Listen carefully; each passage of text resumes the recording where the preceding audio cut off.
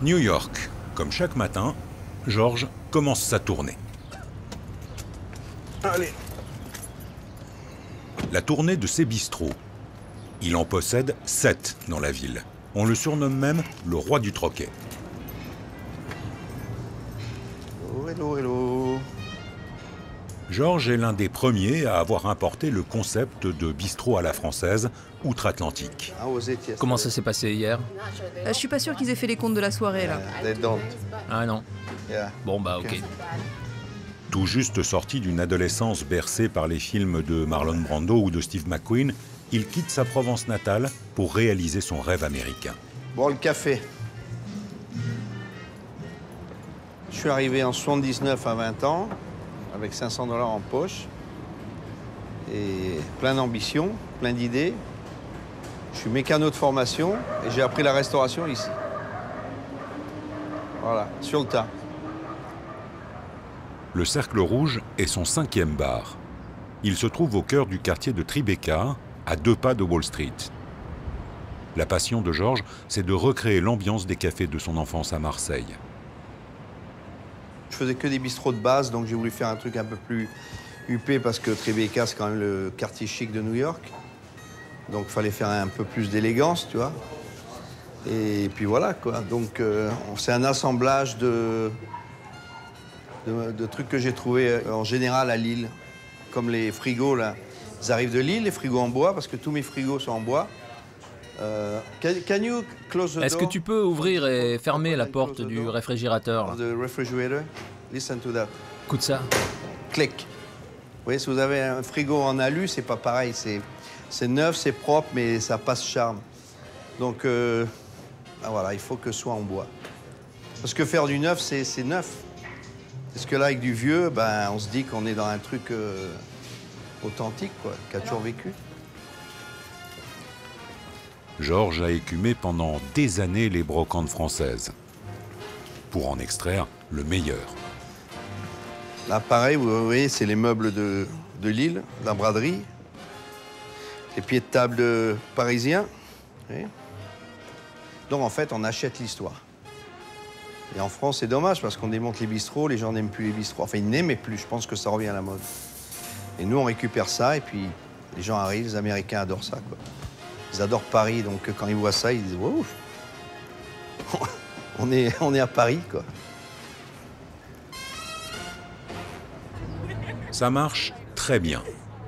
Les New-Yorkais adorent passer un petit moment en terrasse en France sans quitter Manhattan.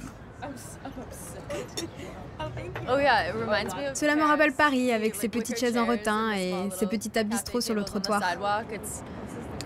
Très français. C'est très français. Ici, pas de cuisine nouvelle ni de plats prétentieux. Simplement une solide cuisine de terroir à la française.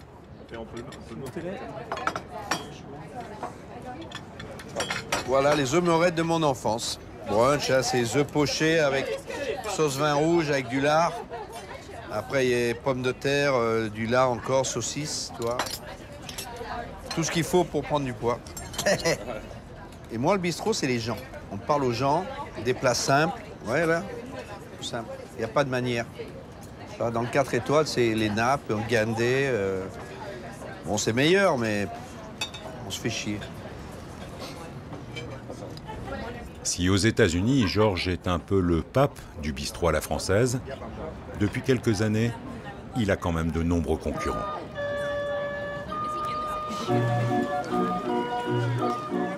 Ses meubles, ses décors français, ses idées, beaucoup viennent les chercher ici, à Maroilles, dans le nord de la France. Son clocher, son fromage, et aujourd'hui, sa grande brocante. Le paradis des chineurs. 80 000 d'entre eux s'y pressent en une seule journée.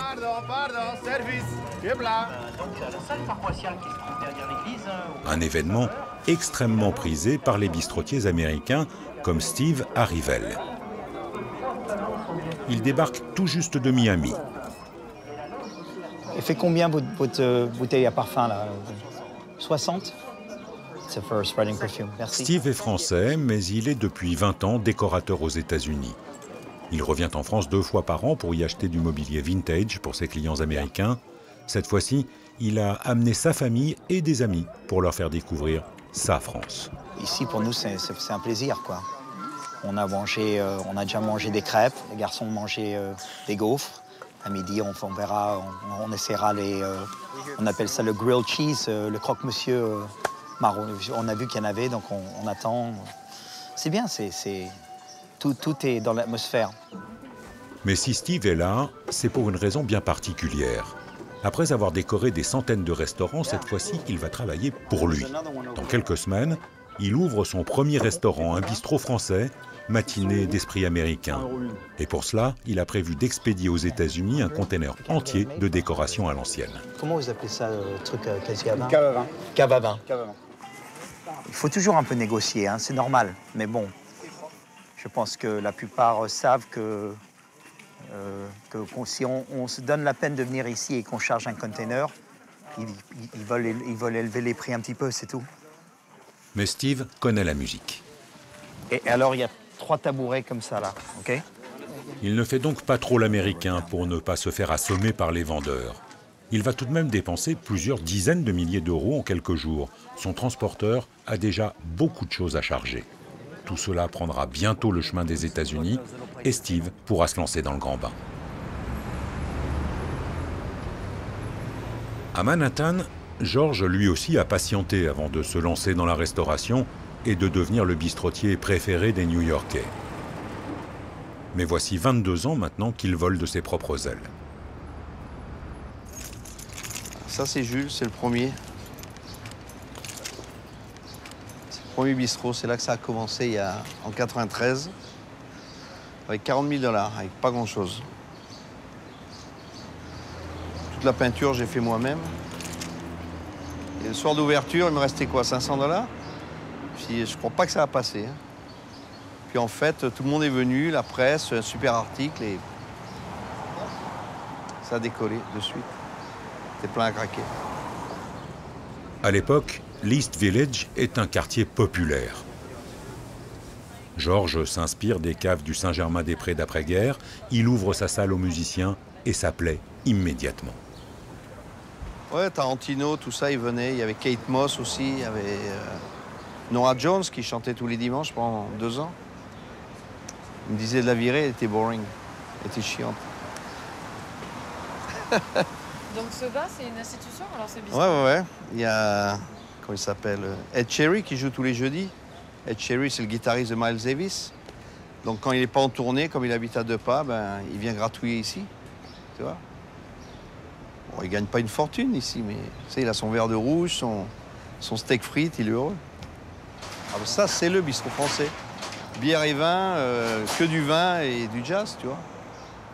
Je peux montrer. Le bistrot Jules a 22 ans. C'est l'ancêtre, la référence, la première place forte de son empire bistrotier.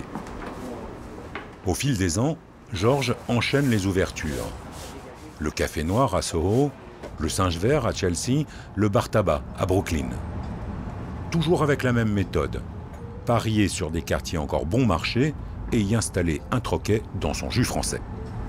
En fait, chaque quartier mérite son bistrot. Pas vrai? C'est ce qu'on va faire. On va mettre un bistrot dans chaque quartier.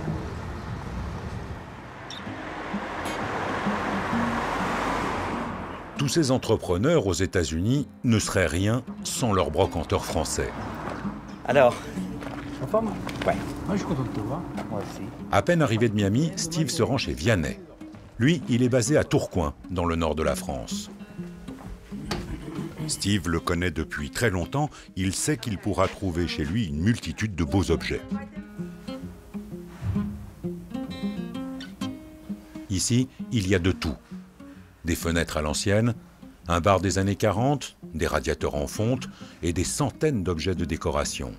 Dans le milieu, Vianney est réputé pour avoir de très belles pièces.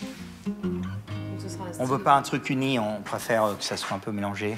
C'est un peu plus, je sais pas, ça fait un peu plus funky. Steve sait précisément ce dont il a besoin. Mais pour qu'il achète, il faut que les objets lui tapent dans l'œil. Rien d'irraisonné, tout est soigneusement pesé, même s'il lui faut décider très vite pour remplir ses containers. J'avais pensé peut-être deux trucs comme ça pour remplir après, pour faire deux vitrines, je veux dire des miroirs. Les chaises, ça m'intéresse parce que c'est une bonne idée de... Enfin, des chaises vertes, le bistrot, les grises. Il nous faut 2 portes, Vianney. Des portes de toilette. Ouais. Elle n'est pas partie à Londres, celle-là. Bah, tant mieux. Steve est avant tout à la recherche de la pièce la plus importante de son futur établissement. Le bar en bas, il est énorme. C'est celui-là que j'ai besoin. Oui, mais là, je vais te montrer les caisses derrière. Ok, là, on peut d'accord. l'aménager. Les caisses en question, c'est un ancien comptoir de la Banque de France à Paris. Alors, t'as des trucs comme ça, tout est comme ça, en fait. Tu vois, t'as du droit, t'as du laiton au-dessus. Ça, c'est derrière. C'est derrière le bar. Pas évident à imaginer en un seul bloc. Tu vois, on a tout l'arrondi, là, on a 5 mètres, 5 mètres, 5 mètres. Ça, c'est le... Tu vois, attends. Vianney a tout photographié avant des montages. Noir en dessous. Steve voit donc très bien ce qu'il peut en faire. Tu vois, on peut le peindre en gris. C'est des mobiliers qui sont pas faciles à replacer, mais justement, là, pour des gens qui font des choses assez, comme aux États-Unis, assez disproportionnées, la matière est intéressante parce qu'on a du volume. Et ça devient intéressant pour ces gens-là. 15 mètres de comptoir et derrière, 15 mètres de tiroirs de différentes sortes. On couvre le dessus avec de l'ardoise, on peint ça en gris et on aura un véritable comptoir de bistrot moderne qui peut être prêt en seulement 4 jours. Pour le faire fabriquer, ça coûte une fortune. Pour faire fabriquer quelque chose, bon, c'est pas exactement ce que j'aime, mais en transformant, ça peut devenir vraiment bien. Très bien. Normalement, un container, il faut remplir, il faut mettre un minimum de 40 à 50 000 euros dedans, de marchandises. Alors ici, ce que j'ai trouvé, à mon avis, si je devais compter, des fois, j'arrive à lui acheter 30 000 euros de trucs, des fois, c'est 10 000. Hein? Ça change. Ça change, ça dépend. Qu'est-ce que tu as là-dedans? Rien d'autre? Ah, elle est verte aussi, hein, à la fin. Ouais. Tout. Je t'avais dit tout, de toute façon. Oui. Alors tout.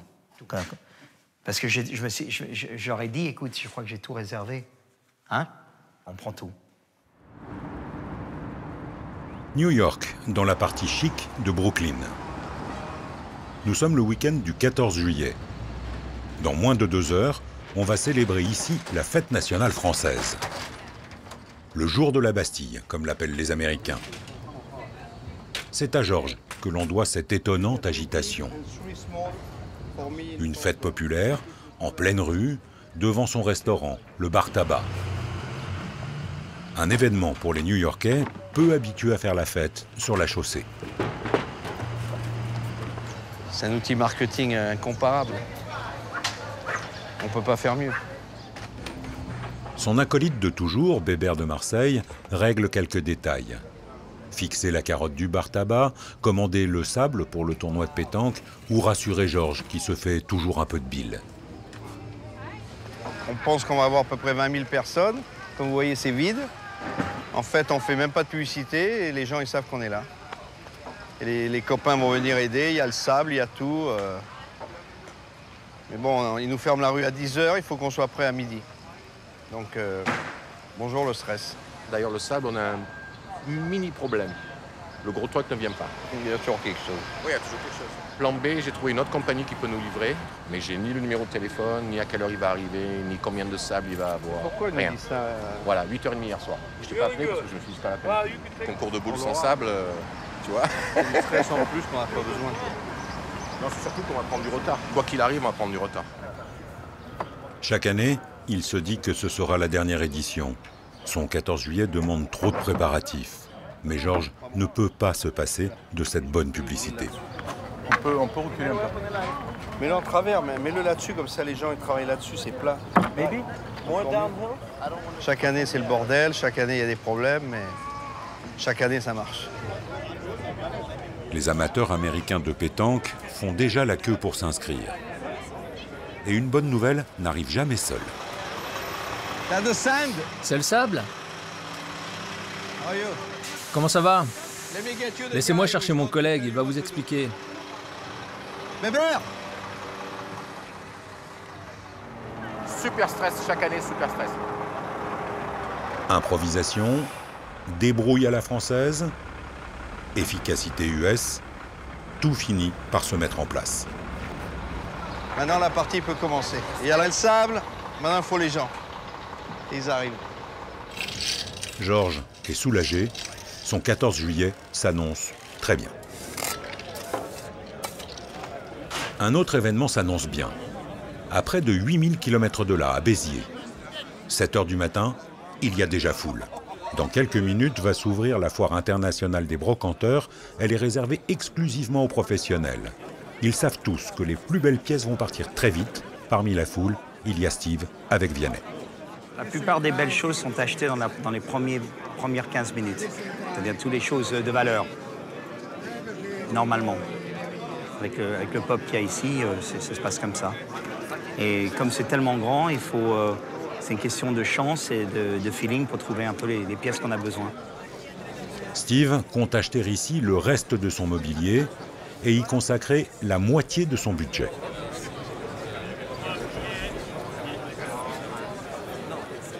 C'est entre 30 et 50 000 euros, parce que d'une part, on fait appel à un camion, on a loué un camion de 60 mètres cubes, on a des chauffeurs qui viennent de Lille, etc. Donc on a déjà des frais d'à peu près de 5 000 à 6 000 euros, rien que pour le déballage. Donc il faut forcément acheter énormément pour rentabiliser le déplacement.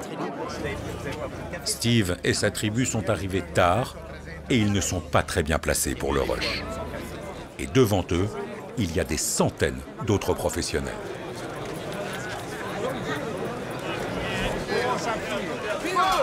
« 7 h pile à Béziers. La foire internationale de la brocante ouvre enfin ses portes. Steve et ses associés n'ont pas pu rentrer parmi les premiers, alors plus le temps de traîner. Cool.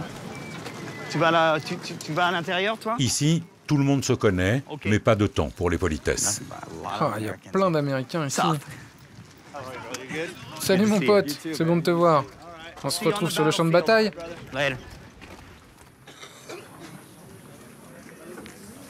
Combien la paire? La paire de clubs? Noir. Il faut 600, 500.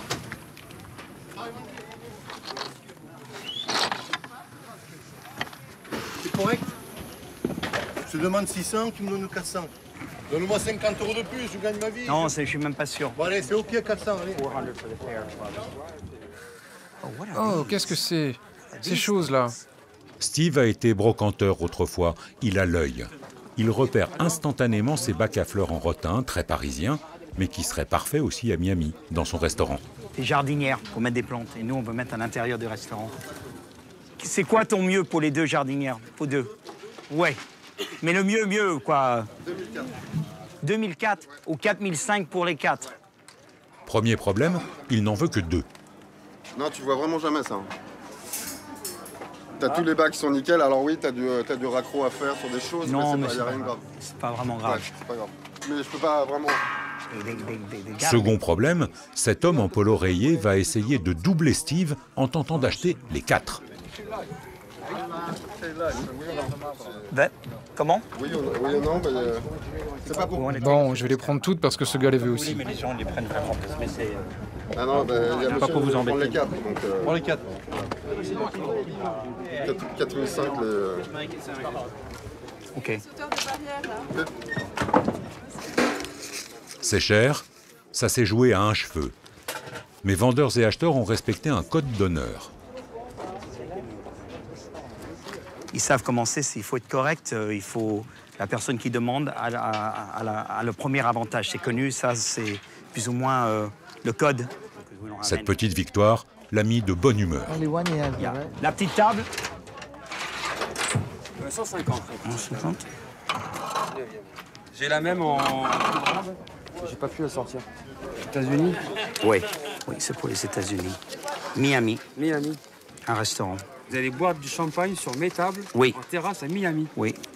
En un dîner avec une bouteille, ça va être payé. J'imagine. En moins d'une heure, Steve a déjà rempli plus de la moitié de son conteneur. Il lui manque cependant toutes les tables de son La restaurant. banquette est magnifique. C'est combien? Il fait 700 pièces. Si tu me prends le lot, il y en a 3 comme ça, 3 de 2 mètres, 1 de 4 mètres et la banquette. Tout l'ensemble, je te le fais 3005.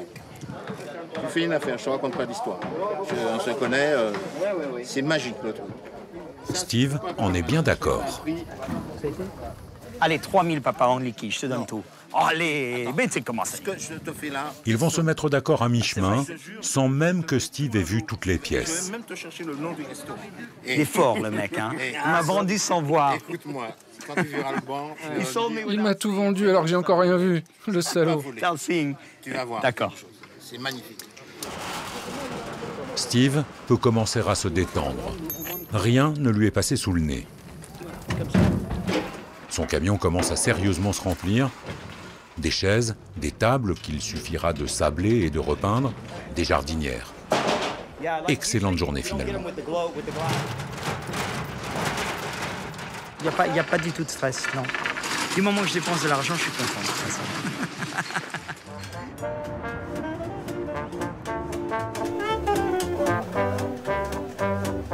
À New York aussi, l'heure est à la détente. La fête du 14 juillet de George bat son plein. Des milliers d'Américains se sont appropriés la rue.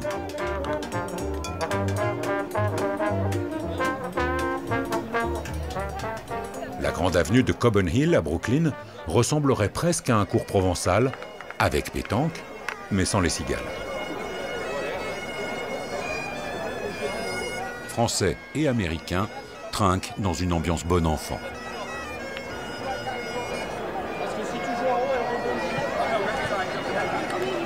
Pas mal, hein? Il en sort une,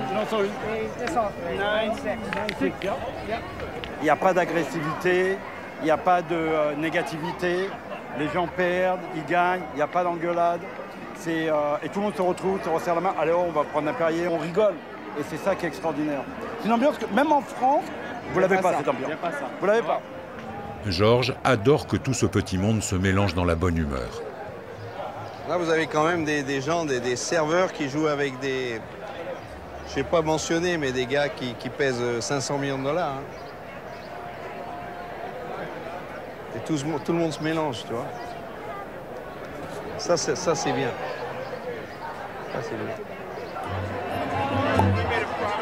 C'est bien, c'est bien.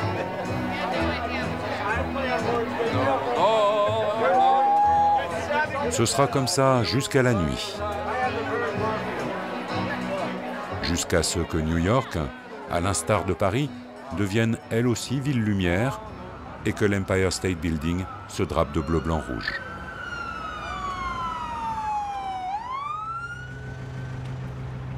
À Tourcoing, dans le nord de la France, Vianney et son équipe sont à nouveau en plein travail. Dans son entrepôt s'entasse tout ce que Steve a acheté ces jours derniers. 80 000 € de meubles et d'objets vintage en tout genre. Il y a tout ça, il y en a également à côté, il y en a devant, et il y en a il y a encore du matériel qui arrive. Donc ça commence à faire beaucoup. Il faut vraiment optimiser la place. Hein. Posez 2 minutes. Allez, c'est passé là. 300 chaises, une cinquantaine de tables en fer forgé, 3 comptoirs, d'anciens lampadaires de la ville de Paris, 60 mètres cubes à rentrer dans un conteneur, dont le comptoir de la Banque de France. Allez.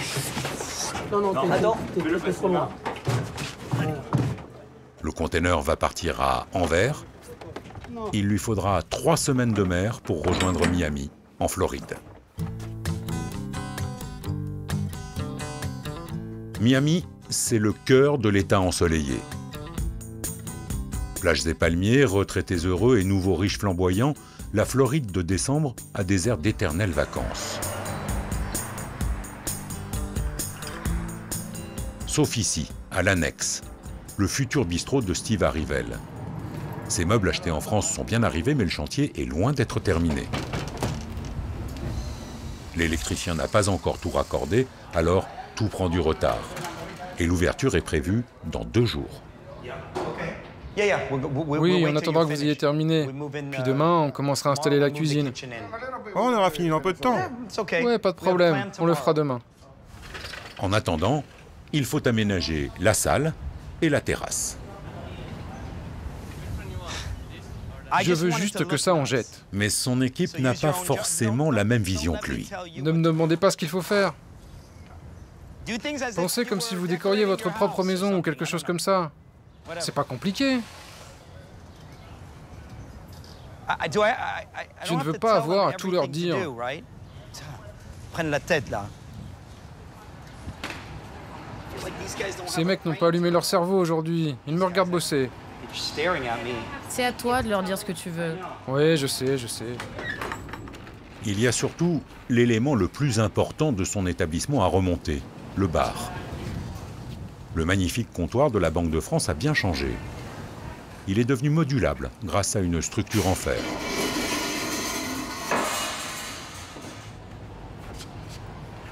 Steve a renoncé à le peindre en gris. Il s'est contenté de le faire vernir.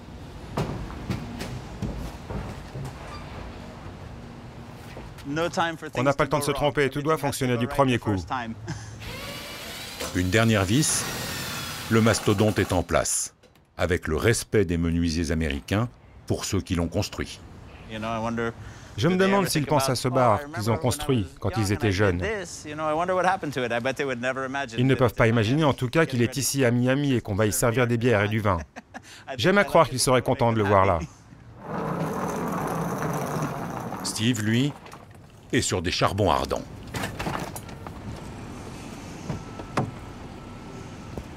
Il faut qu'on soit ouvert pour 3-4 heures, 3 heures de l'après-midi, je crois. Donc, il nous reste plus ou moins 24 heures.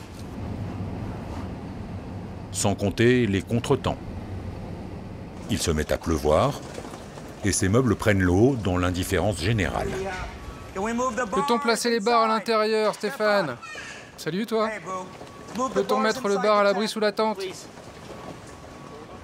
Malgré tout, le restaurant prend forme.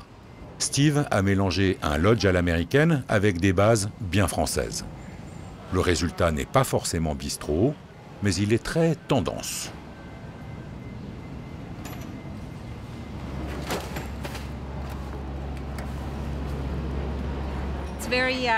C'est très français. Les tables, les chaises en fer forgé sont françaises.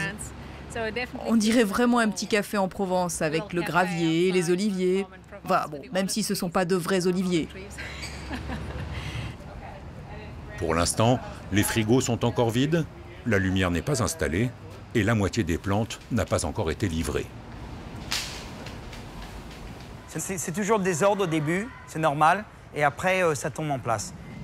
La nuit sera tout de même très longue. Le stress de l'ouverture, George l'a déjà connu 7 fois à New York. Alors, aujourd'hui, quand arrive l'automne, il prend le temps de flâner dans son garage où il entrepose tous ses trésors. Tu vois, il y a les babis, là. Ça, c'est le garage, tu vois. On met les lampes, on met tous les objets café tabac. C'est l'avion de Lille. Je l'ai acheté à Lille, celui-là. Ça, c'est dans un vieux bar. Ah, ouh! Tu vois, c'est vieux, ça, années 40. Plaque émaillée, vieux miroir. Tu vois. Mais bon, là, on ne trouve plus rien. Tu vois. Les étagères en verre, enfin, il y a tout. Tu vois, les lampes années 40. Tu vois, vieux projecteurs de film, vieux miroir, des objets partout, tu vois. James Bond. Tu vois, il y a des plaques émaillées, tu vois. Oups. Tu vois, plein d'objets, là. Faut fouiner, faut que j'organise tout ça, tu vois. Il aime tout avoir sous la main pour être prêt à se lancer dans une nouvelle aventure bistrotière. On va me proposer un espace fabuleux et je vais dire, ça y est, on y va et on crée quelque chose. C'est comme ça que ça se passait. C'est quand l'endroit il est fabuleux, on dit, oh là, on peut faire un truc magique. Et là, c'est parti. Tac. Et là, on commence à fouiner, tu vois. Dans ce bric-à-brac, chaque pièce est unique. Sans Georges, tout aurait peut-être disparu. Après-guerre, en France, on avait vite appris à jeter les vieilleries. Ma mère, elle détruisait ses meubles anciens. Elle voulait du formica, je me rappelle. Elle voulait que ce soit gling-gling, propre. Bon, ben. Moi, j'aime ce qui est le bois, le vieux bois. C'est pas pareil. Dans les bistrots de Georges, il y a bien plus que du business, il y a aussi de la passion et de la nostalgie. À Miami, après 24 heures de travail acharné. C'est l'ouverture. Steve a réussi à monter son restaurant en 3 jours. Pour l'occasion, il accueille lui-même les premiers clients. Comment allez-vous? Vous pouvez vous asseoir où vous voulez. Je vous envoie un serveur. Voilà votre menu. Avec un peu de chance, on vous retrouvera. Pour lui, c'est une première. Et s'il n'était pas aussi fatigué, il en serait presque ému. D'habitude, c'est moi qui fournis le restaurant de quelqu'un d'autre et ça devient leur restaurant. Mais pour une fois, c'est moi, quoi. Voilà. Ça, c'est quelque chose sur lequel j'ai fait pendant 30 ans. J'ai décoré les restaurants d'autres personnes et pour une fois, je le fais pour moi. Et tout fonctionne. De la cuisine sortent steak frites, hamburgers et huîtres au ketchup. Du bien français, mais aussi de l'américain pur jus. Et manifestement, ce mélange plaît. Jeunes gens branchés, couples paisibles, bobos ou aimables gastronomes ont trouvé un nouveau port d'attache, un endroit décalé et chic où il est de bon ton de se montrer. Bienvenue à Miami. La Bistro Connection a encore de beaux jours devant elle aux États-Unis.